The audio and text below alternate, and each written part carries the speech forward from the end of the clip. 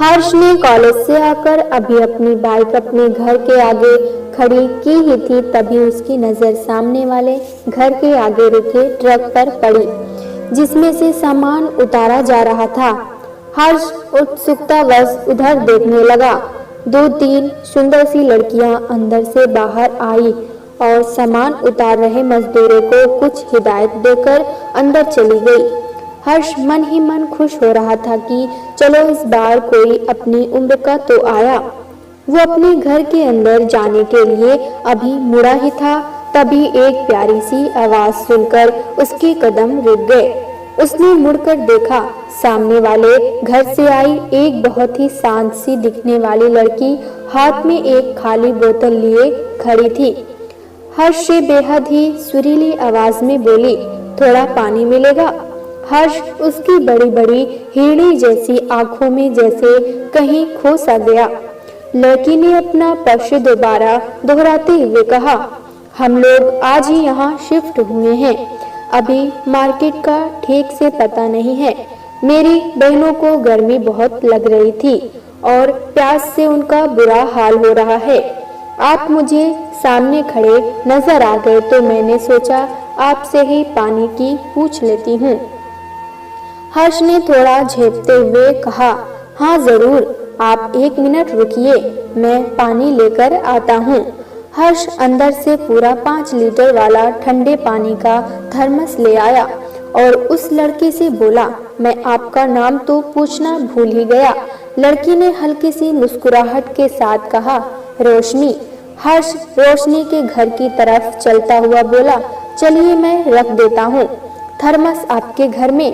रोशनी ने कहा, अरे आप तकलीफ मत कीजिए, आप बस मुझे इस बोतल में पानी दे दीजिए, अभी मामा जी आएंगे। वो फटाफट गाड़ी में मार्केट से जाकर पानी की बड़ी बोतल ले आएंगे। हर्ष ने रोशनी को देखते हुए कहा, इसमें तकलीफ कैसी, मम्मी पापा ऑफिस गए हैं और मैं भी खाना खाकर अपनी डांस क्लास के लिए जाऊंगा, इसलिए मैंने सोचा एक बोतल पानी तो दूं, लेकिन भी ठीक है, नहीं पी पाएंगे तो क्यों ना आपके घर में पानी का थर्मस रख दूं। हर्ष रोशनी के घर के गेट पर रोशनी के हाथ में थर्मस पकड़ाता हुआ बोला, by the way I am Harsh, कहकर वो तेजी से अपने घर की तरफ चल दिया। रोशनी बस हर्ष को देखती रह गई, वो उसको शुक्रिया भी नहीं कह पाई। रोशनी पानी का थर्मस लेकर जैसे ही अंदर गई, उसकी मामी की सबसे बड़ी बेटी खुशी ने थर्मस उसके हाथ से खींचते हुए कहा, इस बात में तो तेरी तारीफ करनी पड़ेगी, कहीं न कहीं से तो हर चीज का जुगाड़ कर ही लेती है। कहते हुए उसने घटाघट करके बहुत सारा पानी पी लिया। खुशी अभी पानी पीकर ही हटी थी, तभी उसकी दोनों छोटी जुड़वा बहनें अपनी अपनी पानी की बोतल में पानी भरने लगी। उनको देखकर खुशी की मम्मी ने कहा, पानी रोशनी लेकर आई है और उसे ही अभी तक तुमने पानी पीने नहीं दिया। खुशी ने चिढ़ते हुए कहा, तो पी लेगी, हमने कौन सा मना किया है। तभी रोशनी के मामा जी सबके लिए पिज्जा लेकर आ गए। सबने मिलकर पिज्जा खाया। शाम को रोशनी ने सोचा हर्ष का थर्मस वापस कर आती हूँ, क्योंकि सारा सामान फैला हुआ है, कहीं थर्मस इधर उधर ना रखा जाए। थर्मस के साथ रोशनी ने एक थैंक यू कार्ड और एक चॉकलेट देने का फैसला कर लिया। वो हर्ष घर जाकर अभी डोरबेल बजाने जा रही थी, तभी उसे सामने से हर्ष आता हुआ दिखा। उसने मुस्कुराते हुए कहा, अच्छा हुआ आप मुझे यही मिल गए, मैं आपके थर्मस लौटाने आई थी। रोशनी ने थर्मस के साथ चॉकलेट और कार्ड हर्ष को देते हुए एक बार फिर उसका शुक्रिया किया। हर्ष ने उसकी थोड़ी मिन्नत करते हुए कहा, आओ अंदर आओ, एक कप कॉफी पीकर जाना, मेरे हाथ की कॉफी के सब दीवाने हैं। रोशनी ने धीरे से बुदबुदाते हुए कहा, हम तो 2 ही मुलाकातों में आपकी दीवाने हो गए हैं। हर्ष को कुछ समझ नहीं आया कि रोशनी ने क्या बोला। इससे पहले रोशनी कुछ कहती, सामने से उसकी मामी उसे आवाज देकर बुला रही थी। हर्ष ने जल्दी से रोशनी से उसका मोबाइल नंबर पूछा। रोशनी ना देकर तेजी से भागती हुई अपने घर आ गई। 1-2 दिन रोशनी घर से बाहर ज्यादा नहीं निकल पाई, क्योंकि सामान लगवाने में वो ही अपने मामा मामी की मदद कर रही थी। रात को 11 बजे रोशनी अपने कमरे में आकर अभी सोने की तैयारी कर ही रही थी कि तभी उसके फोन पर हर्ष का मैसेज आया। हर्ष ने लिखा था, पता नहीं क्यों कल से किसी काम में मन ही नहीं लग रहा। तुम्हारे बारे में अभी तो कुछ जानता भी नहीं, फिर भी न जाने क्यों तुमसे मिलने का, बात करने का मन कर रहा है। रोशनी हर्ष का मैसेज पढ़कर धीरे से मुस्कुराई और उसने हर्ष का मन थोड़ा और टटोलने के लिए उसे मैसेज किया कि आज बहुत थक गई हूँ, कल सुबह 8 बजे अपनी क्लास के लिए भी जाना है। प्लीज मुझे बता सकते हो कि इस कॉलेज के लिए कैसे जाना है। हर्ष ने उसे मैसेज किया, कल मुझे पार्क के पास मिलना, तुम्हारा कॉलेज मेरे कॉलेज के पास ही है, मैं तुम्हें ड्रॉप कर दूंगा।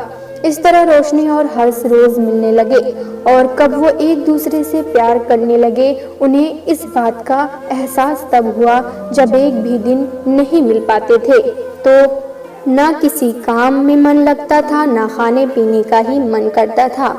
उधर रोशनी की मम्मी और हर्ष की मम्मी की बहुत अच्छी दोस्ती हो गई। हर्ष की मम्मी को खुशी बहुत पसंद थी और कहीं न कहीं वो खुशी को अपने घर की बहू बनाने के सपने देखने लगी। ऐसे ही 1-2 साल निकल गए। हर्ष भी अब जॉब करने लगा। रोशनी की भी पढ़ाई पूरी हो चुकी थी, इसलिए वो भी वापस अपने शहर जाकर ही नौकरी करने की सोच रही थी। एक दिन खुशी ने रोशनी और हर्ष को साथ में देख लिया। वो तो जल के खाक हो गई, क्योंकि वो रोशनी से हर समय होड़ में ही लगी रहती है। उसने घर में सारी पोल खोल दी। हर्ष की मम्मी को भी पता चल गया। दोनों ही घरों में बवाल खड़ा हो गया। रोशनी के मम्मी पापा को भी बुलाकर बहुत बेइज्जत किया गया। हर्ष की मम्मी को सांवली और गरीब परिवार की रोशनी अपने हर्ष के लिए बिल्कुल मंजूर नहीं थी। उन्हें तो हर्ष के लिए खुशी पसंद थी, इसलिए उन्होंने खुशी के मम्मी पापा से हर्ष और खुशी के रिश्ते की बात की। खुशी भी इस रिश्ते के लिए मान गई, जबकि उसे हर्ष कुछ खास पसंद नहीं था, पर वो किसी भी हालात में रोशनी और हर्ष को एक होते हुए नहीं देखना चाहती थी। हर्ष के लाख मना करने पर भी उसके मम्मी पापा ने उसे अपने मरने की धमकियां देकर हर्ष को विवश कर दिया खुशी से शादी करने के लिए। उधर रोशनी के मम्मी पापा ने भी उसकी शादी जबरदस्ती नहीं और तय कर दी, ये कहते हुए कि हमने तुझे तेरे मामा जी के घर पढ़ने के लिए भेजा था और तूने वहां जाकर खानदान की भी इज्जत मिट्टी में मिला दी।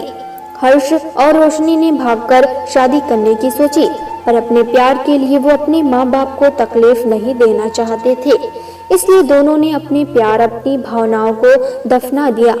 हर्ष की शादी खुशी से हो गई, पर खुशी तो बेहद ही नकचड़ी और जिद्दी लड़की थी। हर्ष से उसे जरा भी कोई लगाव नहीं था। उसने कुछ दिन बाद ही घर में सबका जीना मुश्किल कर दिया। हर्ष तो हर समय परेशान रहने लगा, क्योंकि खुशी उसे हर वक्त उसके और रोशनी के रिश्तों को लेकर ताने मारती रहती थी। हर्ष का बुरा हाल था, वो बिल्कुल डिप्रेशन में चला गया। उसका ऐसा हाल देख उसके मम्मी पापा खून के आंसू रोते थे कि क्यों नहीं हमने हर्ष की शादी रोशनी से की। उधर रोशनी का पति शारंस बहुत ही नेक दिल इंसान था।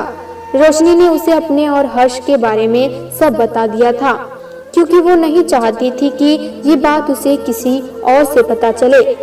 रोशनी ने उसे ये भी कह दिया था कि वो मेरा अतीत था, अब मैं अपने वैवाहिक जीवन में आपको कोई धोखा नहीं देना चाहूंगी, क्योंकि रोशनी भी सारांश की अच्छाओं का जवाब उससे छल करके नहीं देना चाहती थी।